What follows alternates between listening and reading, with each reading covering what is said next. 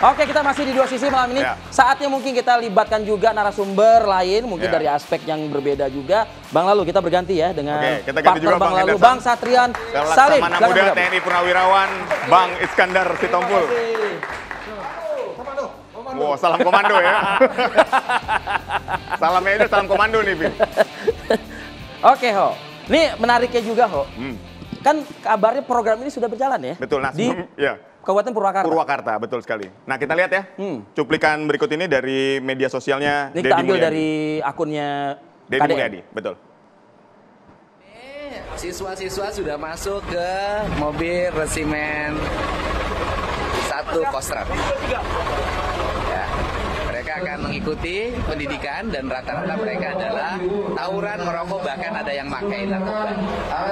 Ya, ini saya bersama orang tua yang hari ini, Bapak berdiri, anak-anaknya akan masuk ke barak. Anaknya namanya siapa, Pak? Lingga Yuda. Lingga Yuda. Oh, Pak, cocok, Pak. Lingga Yuda nanti 6 bulan di komplek resimen Setira Yuda. Cocok itu. Oh, iya. Nah, mudah-mudahan anak Bapak jadi tentara nanti. Amin, Pak.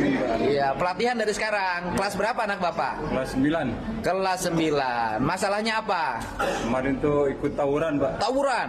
Pak Danmen, saya nitip anak-anak harapan bangsa ya. Siap, laksanakan. Ya, laksanakan. Mudah-mudahan kedepannya bisa masuk Akademi Angkatan Darat. Amin.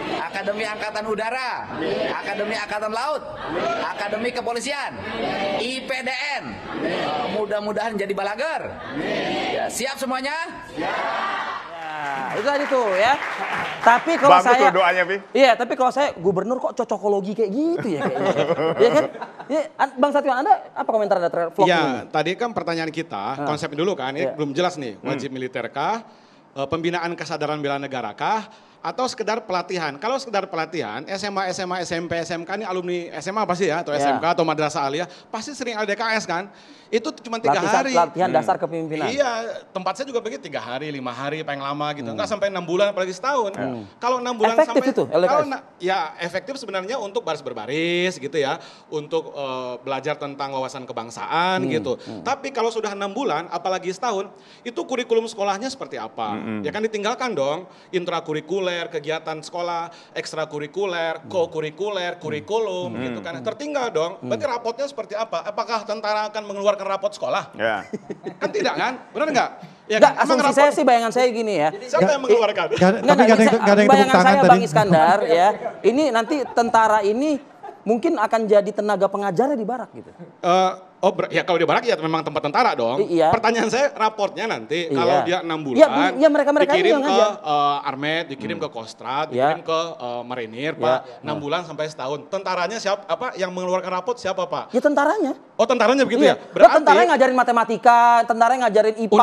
Itu yang gitu. saya katakan, Undang-Undang Sisdiknas, Pak, nomor 20 tahun 2003 dikatakan di situ bahwa pasal 1 bahwa menteri yang bertanggung jawab di bidang pendidikan itu Menteri Pendidikan. Itu satu, gitu kan ya. Yang kedua, ini penting banget ya yang kedua ini. Pendidikan itu holistik, Pak. Dari hulu sampai ke hilir. Memang harus ada kesabaran yang ekstra. Ya kan yang kita didik hari ini, kita nggak lihat besok. Karena bukan seperti ngegoreng telur. Ya kan bukan seperti investasi masa depan. Ini jangka panjang. Saya tahu niatnya baik dari Kang Deddy. Cuman ini jalur pintas yang presidennya pun atau benchmarkingnya pun mungkin ada, tapi kayaknya Korea Utara atau Cina.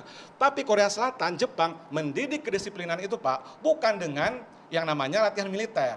Apa kata Ki Hajar? Janganlah didik anak-anak atau siswa itu dengan kekerasan, kata Ki Hajar. Kalau kita masih memakai atau menganggap Ki Hajar sebagai bapak pendidikan, atau kita ikut kepada Ki Hajar. Ki Haji Hashim Asy'ari juga begitu, Romo Mangun juga seperti itu. Kami sudah mendapatkan poinnya. Jadi gini, ini mendidik tidak dengan kekerasan. Nah, pertanyaan saya, apakah di barak itu terus dididik dengan kekerasan? Beda ya, kekerasan dengan ketegasan, Vi. Nah, ini dua hal yang beda gitu. Artinya saya tidak yakin bahwa militer ini akan main tangan terhadap anak ini. Pasti akan diajarkan kedisiplinan, ketegasan, dan seterusnya. Nah, mungkin bisa dijelaskan, sebenarnya seperti apa sih pendidikan ala militer di barak ini? Saya luruskan nih, ini langsung saya luruskan. Boleh, silakan. Jadi saya dapat informasi dan saya baca juga di artikel dari wawancaranya Kepala Dinas Penerangan Angkatan Darat, Irjen Wahyu. Dia mengatakan ini bukan wajib militer. Ini semua clear. Bukan wajib militer, clear. Ini adalah pendidikan karakter. Apa itu pendidikan karakter? Itu ada beberapa poin. Pertama, akan diajarkan masalah etika, disiplin. Nah, di sini ada saya lihat tambah satu poin, masalah pertanian. Saya lihat di situ. Nah, ini semua sudah disiapkan di lingkungan Jawa Barat, tapi tidak seluruhnya dulu, baru hanya kabupaten-kabupaten tertentu saja. Nah, ini udah disiapkan. Nah, ini pengalaman Depok saya. masuk nggak Depok? Tadi kan Anda ngotot Depok tuh. Mungkin akan salah satu. Karena setelah nonton 2 sisi, kalau saya tidak salah akan ada 17 baik. tempat yang katakanlah yang tanda petik begitu ya. Nah, ini pendidikannya itu yang saya alamin dan saya pernah juga mengerjakan ini, tapi dulu kita sifatnya hanya pertukaran gitu aja, ada titipan misalnya ada seperti outing lah apa gitu ya. Iya. Itu kan sebentar nggak sampai 6 bulan. Punten Pak Is, itu kalau 6 bulan gimana? Setahun gimana Pak? Itu pelajaran di sekolahnya gimana Pak? Ini begini, kenapa kalau menurut saya ya, kenapa? Ini saya juga tadi saya bilang kan empirik yang kita lihat. Kita lihat tadi, saya udah ulangi nih ya, survei dari tadi saya katakan tadi itu dari data UNICEF tadi Anda, 2016 naik terus trennya.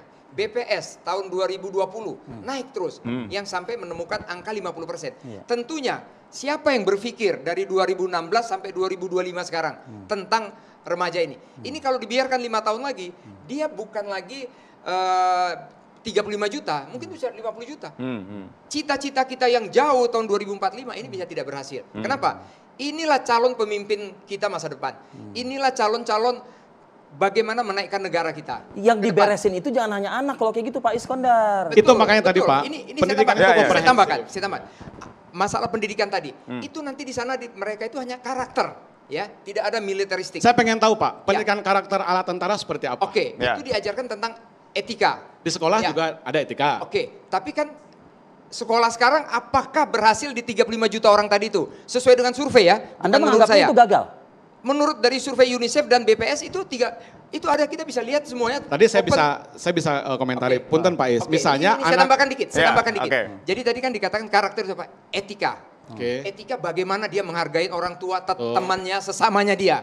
Sekarang yang 35 juta itu, ini saya maaf ya, bukan seluruh remaja, 35 juta dari 70 itu sudah tidak menghormati orang tua, tidak menghormati temannya, tidak menghormati tetangganya. Dia semaunya saja, keluarkan celurit yang 2 meter. Saya aja takut, saya tentara aja takut. Itu yang pertama etika, supaya dia menghargai ya. Terus disiplin, dia nanti akan diajarin bangun pagi yang benar itu bagaimana sih? Memperbaiki tempat tidurnya yang benar bagaimana sih? Bagaimana dia mengepel hanya lingkup dia saja. Itu nanti mereka dikasih lemari, tempat tidur ya, ada tempat sepatu, hanya lingkupnya mungkin 2 meter kali 3 meter doang. Itu harus rapi dan segalanya. Bagaimana dia olahraga, masalah kesehatan dia. Dan nanti ada itu pelajaran-pelajaran leadership. Ya. Hei kamu remaja-remaja tahun 2045, kalian ini lihat bangsa lain itu maju semuanya. Korea Selatan, Jepang, China sekarang maju-maju. Apakah kita mau negara kita seperti ini terus? Ini dia poin-poin yang ingin dicapai di tahun 2045. Boleh dijawab. Nah, ini kan yang akhirnya ini yang ada di barak militer, pendidikan ala militer yang seperti ini. Nah, di sekolah umum ada nggak yang kayak gini? Makasih Pak Is. Intinya kalau di sekolah umum jelas olah pikir, olah hati, olah rasa, olahraga. Itu pilar pendidikan gitu ya, baik menurut Ki Hajar, UNESCO dan seterusnya itu satu. Yang kedua adalah perspektif dari Pak Is tadi jelas perspektif jalan pintas gitu ya. Kenapa jalan pintas saya katakan? Ini adalah akumulasi. Kalau berbicara anak nakal spesifiknya adalah anak tawuran melakukan kejahatan pidana, itu jelas Pak ada aturan hukum. Ya kan Undang-Undang SPPA yang berbicara Pak, bukan kewenangannya militer. Undang-Undang nomor 11 tahun 2012 ada 2 kategori, anak berhadapan dengan hukum, anak berkonflik dengan hukum. Ada juga lembaganya yang ngurusin Pak. LPK.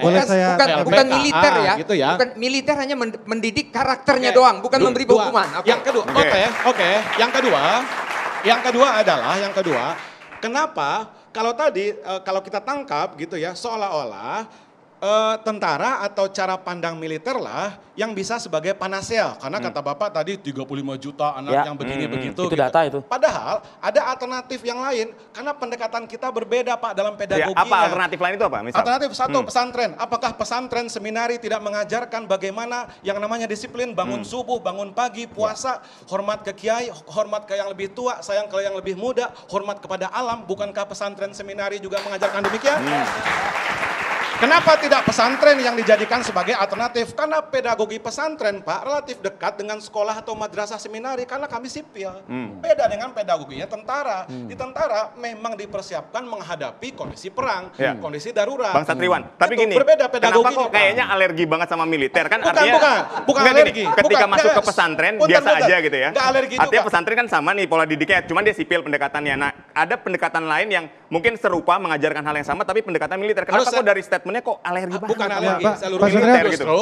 saya mau tanya, saya mau tanya dulu. Saya mau tanya, saya mau tanya. Kalau untuk yang non muslim ke pesantren juga atau gimana? Pak, Bapak untuk yang sebut seminari. Bapak tahu seminari nggak? Ya gimana? Makanya saya Tadi mau tanya. Saya mau tanya. Saya jawab, nggak perlu ditanya. Ya, Seminari itu untuk Kristen, Pak, untuk Katolik, Pak. Oh ya, oke. Nggak apa-apa. Jelaskan aja. Nggak apa-apa. Nggak apa-apa. Ya, Jadi silakan. yang agama lain bagaimana? Hindu, Buddha bagaimana? Juga kan. Seminari Hindu, Buddha itu yang tempat itu yang pendidikannya Hindu dan Buddha gimana? Di umat mana? Katolik ya Pak, seminari. Iya. Hindu Buddha bisa, Di mana? ada tempatnya sendiri, Damasraya atau apa namanya. Ada tempat khusus juga untuk Buddha, untuk Hindu juga ada Pak. Iya. Baik, tadi saya sebut ya, clear di situ ya, tidak hanya pesantren. Kalau cuma 2 orang gimana caranya coba? Gimana? Kalau cuma 2 orang, yang Hindu cuma 2 orang yang bermasalah yang kita anggap ini gimana Tidak caranya? apa-apa, anak memang harus dilayani Pak, itu perintah undang-undang perlindungan anak Pak, even 1 dia manusia Pak. Iya, kan? itu maksud Jangan saya. kita lihat Ini kan di statistik. tataran teknis, maksud saya. Sebentar ya, saya selesaikan. Enggak apa-apa. Baik, silakan. Oke. Cuma Yang tadi, oke. Silakan. Implementasinya yang susah kalau 1 orang. Jadi tadi terkait dengan apa namanya alergi tidak, justru tempat saya pun saya pribadi sering kerjasama dengan Kostrad, saya sering dengan Kopasgat, sering. Tetapi sifatnya pelatihan Pak, ADKS, ya kan. Apa namanya anak Pak Iskandar saya juga mengajar sebenarnya ya. Nah, Ini jadi buka kartu nih. tapi 3 hari 5 hari saja itu ADKS Pak. Berhasil nggak dengan LKS itu? Iya, ada. Melibatkan militer. Ada belajar baris berbaris berhasil karena kami sipil nggak ngerti baris 3 berbaris. hari udah berhasil kan, apalagi 6 bulan Tapi ya. baris berbaris Pak, baris berbaris Pak.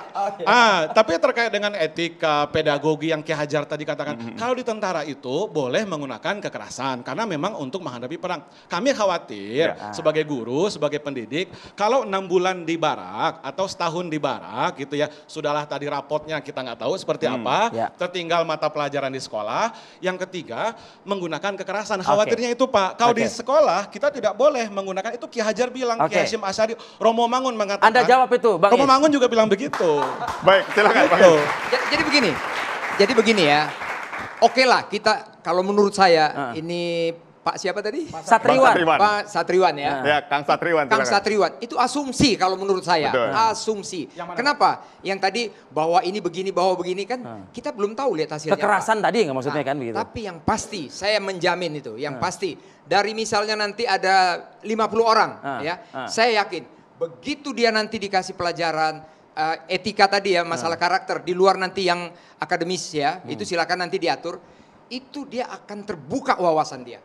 Begitu dia terbuka wawasan dia akan cinta orang tuanya, cinta teman. Pertanyaannya terbuka wawasannya, Termasuk cinta dipaksa tanah atau air emang ya. naluri itu? Dia cinta tanah air. Dengan dia setiap hari dia akan terbuka. Bahkan dia nanti yang tadi Kang Arif bilang tadi, dia akan mau jadi masuk tentara, jadi pemimpin masa depan. Demikian.